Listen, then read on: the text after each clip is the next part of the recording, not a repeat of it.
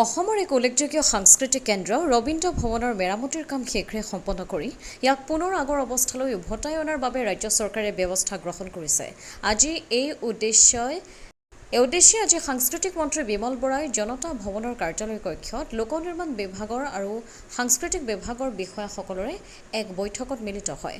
বৈঠকত সাংস্কৃতিক মন্ত্ৰী বৰাই বিষয়াসকলৰ পৰা প্ৰেক্ষাগৃহটোৰ সামগ্ৰিক অৱস্থাৰ বুজ লয়। বিগত প্ৰায় 4 বছৰ ধৰি বন্ধ হৈ থকা প্ৰেক্ষাগৃহটো শীঘ্ৰে সাংস্কৃতিক কাম-কাজৰ বাবে ব্যৱহাৰ উপযোগী কৰি তুলিবলৈ বিষয়াসকলক নিৰ্দেশনা দিছে। বৈঠকত প্ৰেক্ষাগৃহটোৰ সৈতে জড়িত আৰু মেৰামতি কৰিবলগীয়া বিষয়সমূহ তন্নতন্নকৈ আলোচনা কৰা হয়। এই প্ৰেক্ষাগৃহটোৰ সৈতে সাংস্কৃতিক জগতৰ লোকসকলৰ আৱেগ জড়িত হৈ আছে, সেয়েহে ইয়াৰ মেৰামতি কৰোঁতে যাতে কোনো ধৰণৰ খুঁত ৰৈ নাযায় তাৰ বাবেও বিষয়াসকলক সচেষ্ট হৈ কাম কৰিবলৈ তেওঁ নিৰ্দেশনা দিছে। এই বৈঠকত সাংস্কৃতিক পৰিক্ৰমা বিভাগৰ অতিৰিক্ত সচিব ৰঞ্জিত স্বৰ্গীয়াৰী, সঞ্চালকালয়ৰ সঞ্চালক ৰাহুল চন্দ্ৰ দাস, লোক নিৰ্মাণ বিভাগৰ অধীক্ষক অভিযন্তা অচিন্ত বৰুৱা, কাৰ্যবাহী অভিযন্তা প্ৰবাল জ্যোতি ব্ৰহ্মচাৰীকে ধৰি লোক নিৰ্মাণ আৰু সাংস্কৃতিক পৰিক্ৰমা বিভাগৰ বিষয়াসকল উপস্থিত আছিল। ব্যুৰো ৰিপৰ্ট অমৃত নিউজ 24/7।